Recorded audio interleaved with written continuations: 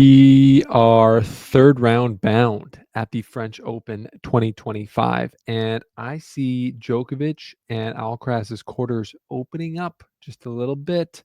So there's been some big upsets. There's been some heartbreaking losses. There's also been a lot of losses from up 2 sets to love. So we're going to break those down. We're going to talk about the results that got us to the third round, look through the draws, and then look ahead. We're going to break it all down here on the slice presented by Betway because that's what we do. Let's get into it.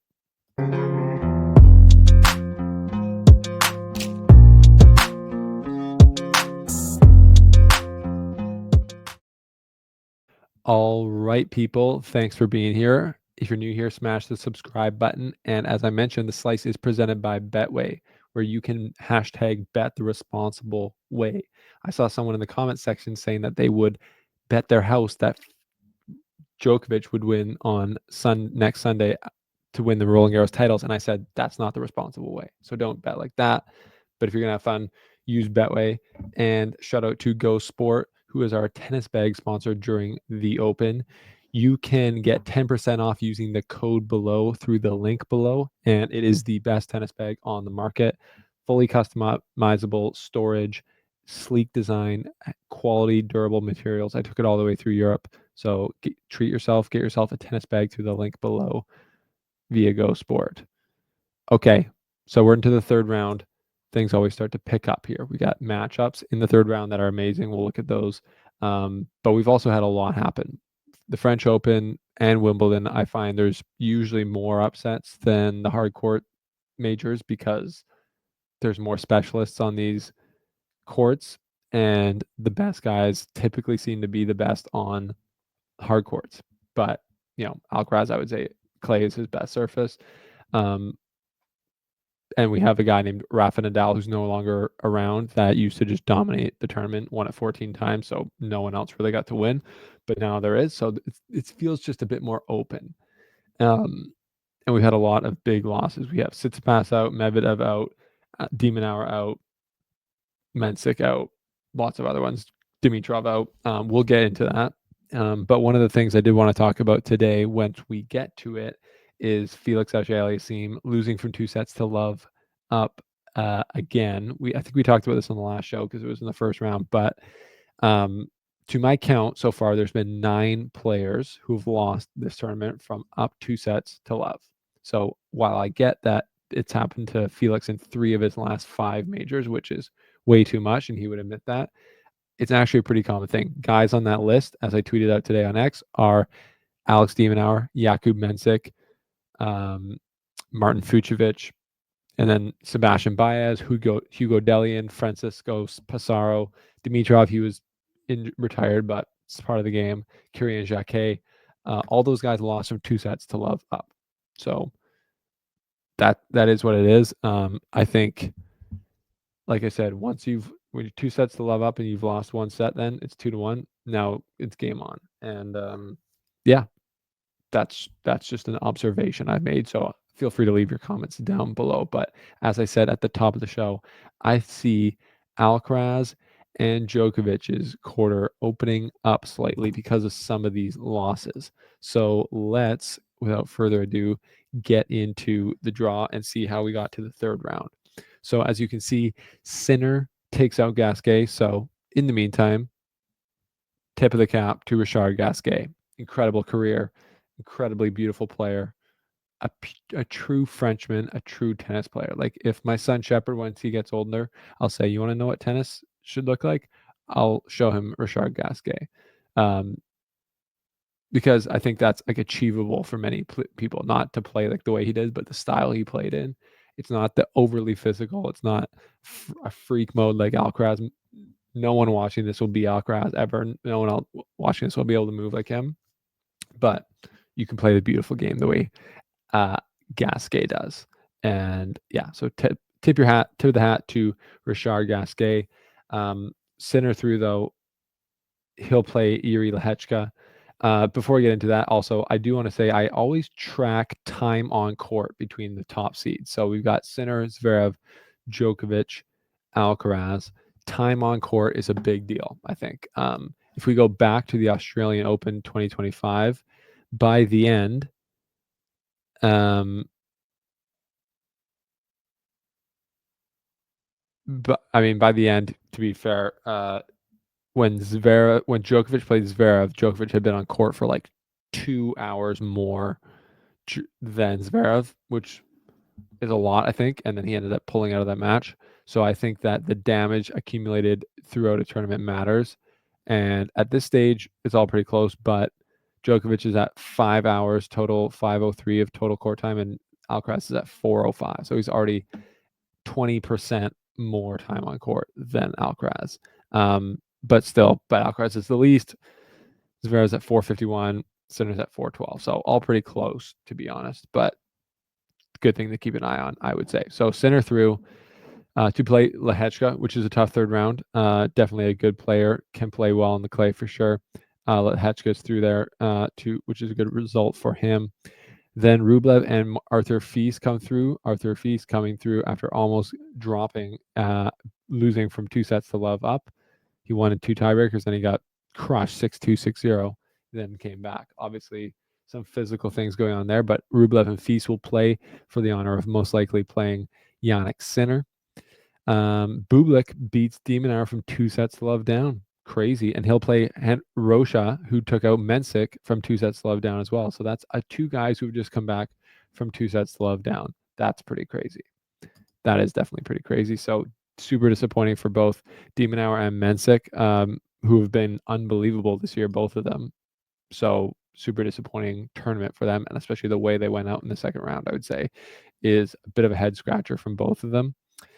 Now, then we've got Fonseca through Herbert to play Jack Draper. So that's just an unreal third round matchup. Fonseca, Jack Draper, best looking matchup in the third round. Just ideal, superstars, one from Brazil, one from Great Britain. They'll be playing in the third round, and that is going to be a serious challenge for Jack Draper, no doubt.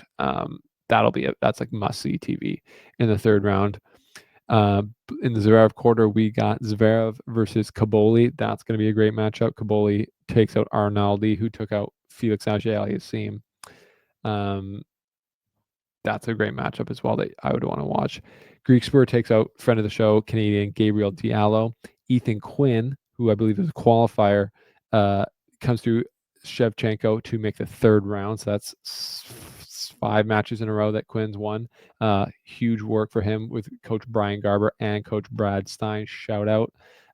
That's a huge result for them, and that's going to move him way up the rankings and maybe get him some of that nice European cash, those euros.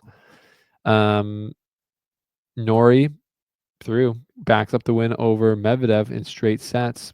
Britain showing out at the French Open. He'll play Jacob Fernley, who upsets Ugo Humbert, who retired.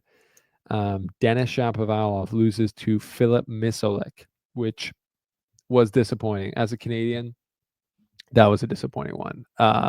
Super disappointing for Shapovalov because he had 2 set points in the second set tiebreaker. He was up 6-4, and he lost 4 points in a row, and then did well to recover. Won 2 sets in a row, 6-4, 6-4, and then he got broken fairly early in the 5th set and was never able to get it back, even though he had break points. So he is gonna, I think, feel pain looking back on that one, because that would have been that's a guy that he should beat probably. But to be fair, credit to Misolic, he was playing huge, hitting incredible forehands, using a head prestige, just crazy, hitting forehand down the line winners, catching Shapovalov by surprise over and over. So that just goes to show how deep the ATP Tour is. A guy that, like Misolic, that a lot of people don't follow or haven't heard of. And, Shapovalov didn't beat himself today, I wouldn't say, watching what I watched. Filip Misolic was playing great tennis and was the better, came up better in the bigger moments. Shapovalov could have won that in 3 sets. He could have won it in 4 sets, could have won it in 5 sets, but wasn't able to do it. So another tough one for Shapovalov. Because he was going to play Djokovic if he had won that, who came through Corentin Moutet. Lorenzo Musetti came through Galan. Sorry. So, yeah, not much to me. Again, to follow up on the last video with Djokovic, he's now won 6 matches in a row. The storm continues to brew. Djokovic obviously should come through Corentin Moutet, but but does it in straight sets, which is big for him. And now we'll play Misalic instead of Shapovalov to play then the winner of Norrie and Fernley. So yeah, as you can see, that quarter for not on the screen. That quarter for Djokovic is opening up big time. So he could get to the quarter finals without playing a seeded player, where he will probably play Zverev looking at that quarter. But Zverev can pretty much lose any match he plays at this point. So let's not get too ahead of ourselves. Musetti versus Navone, who takes out Opelka, and Holger Rune versus Halys. Looks like Holger Rune and Lorenzo Musetti are on route to meet in the fourth round, and that would be a great matchup. And then at the bottom of the draw, we've got never mind, sorry, not the bottom of the draw. I got a little lost here. Tiafoe versus Korda. That's a great American matchup. After Korda came through Brooksby, I wasn't sure about that one. I thought Brooksby might put up more of a fight. Hedjedovic, Khamar Hamedjedovic comes through Juan Manuel Sarandolo. Good result for him to play Daniel Altmaier, who's also having a good run here. Nuno Burgess beats Casper Ruud, who's clearly not right physically, 6-1, 6-0 to finish that match. Disappointing for Casper, but he had some comments about the length of the season, which I'm not sure. Maybe I'll put out some more thoughts about that to come. But Burgess will play Poprin, who's through to the third round. So that's a good result for him after some shaky times. Khachanov is through in 5 sets to face Paul, who came back again from 2 sets down against Fucsovics. They'll play. We'll see how fit and ready Tommy can be for that one. Shelton gets a walkover over Gaston to play Gigante, who beat Tsitsipas. Now, Tsitsipas, the news just got broken that he will be working with Goran Ivanisevic, ex-pro superstar and coach of Novak Djokovic. So to me, that's a good thing. He has to find something. But it looks like he went back from using the Babolat painted like a Wilson to just using a Wilson blade again. And to me, his confidence just was brutal looking. He was hesitating on knowing what he should be doing out there and didn't look like the guy that we have seen here in the past, or the player really he used to be. So hopefully a coaching change will help him in that regard, but he is out. And then on the bottom here, we got Alcaraz versus Zoomer, who beat Mpeshi Perricard and didn't know that he had done it. So that's pretty interesting. That was funny to watch if you saw it. But yeah, there we go. So the Alcaraz quarter here, if he gets through Zoomer, which I'm 99.9% sure he would, he will probably play Ben Shelton, maybe a refreshed Ben Shelton who got a walkover. So we'll see about that. But you really got to think that that Alcaraz on the clay just has way more sauce than Shelton. Excuse me. This has historically been his worst surface, so we'll see about that. But yeah, the big storyline I think is Alcaraz and Djokovic's quarters kind of opening up, and yeah, maybe easing their route to deep in the tournament to the finals, maybe on both sides, to the final from maybe both sides. Now let's look at the women's draw here. Put it on the screen. We're going to the third round. Sabalenka, another dominant win over Teichmann, 6-3, 6-1. She'll play Danilovic. Tauson will play Anisimova. That's a great match. Yastremska will play Samsonova. And we've got our girl, Vicky Mboko, the 18-year-old, ready to take on Qinwen Zhang. So Qinwen Zhang fans, you're on notice because Mboko means business. She tries to win every match she plays. She's not going to feel like she's out of her depth here. She already put a huge challenge to Bedoza in Miami. So she can play with the best. So this will be really interesting and a good level check for her against Zhang. Paulini through 6-3, 6-3 to play Starodubtseva. That's who came through over Potapova. Bernard Pera takes out Donna Vekic. She'll play Svitolina. Rybakina through Jovic. She'll play Ostapenko. Christian through. She'll play Swiatek, who beat Raducanu 6-1, 6-2. So there's the answer. We were wondering how badly she would beat Raducanu, and 6-1, 6-2 is the result. Mira Andreeva, 6-3, 6-4 over Kruger. She'll play Putintseva. Kasatkina versus Bedoza.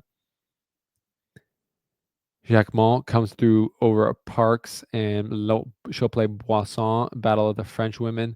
Vondrousova versus Pagula, the third seed, and Maddie Keys through Katie Bolter, 6-1, 6-3. She'll play Sophia Kenin, 31 seed. Sophia Kenin kind of slowly building back her ranking, beats Victoria Azarenka. That's an All-American matchup in the third round. Haley Baptiste through to play Buzez Menero. Kudermetova beats Krejcikova fairly handily, 6-0, 6-3. She'll play Alexandrova, who beat Cacciaretto 6-1, 6-3. And then on the bottom, we got Bukova versus Coco Gauff, who came through 6-2, 6-4. So great matchups there on the women's side as well. That's going to be interesting to see. Like, can Sabalenka win her first non-hardcourt slam? I picked her to do it at Wimbledon this year. Can she do it at the French? To me, she's like clearly the number one player on the tour now. So she can, I think, but it's going to be interesting to see her, Coco Gauff, Iga Swiatek. Who will win it on the women's side? I don't know. I don't know who's going to win it on any of the sides. But I do know we have a lot more great tennis to look forward to. But leave your thoughts down below on the results so far, the winners, the losers. Also, check out the Slice Instagram and X accounts. We just posted a picture of all four of the Big Four members bald. So that's pretty funny. And there's been thousands of people casting their vote on who looked the best bald. So go check that out on our Instagram. Give us a follow there. Give us a subscribe here to not miss our coverage going forward of the French Open from the Slice World headquarters. And we'll see you in our next update show after the third round is complete. Stay tuned to our social media for daily updates, and we will see you very soon.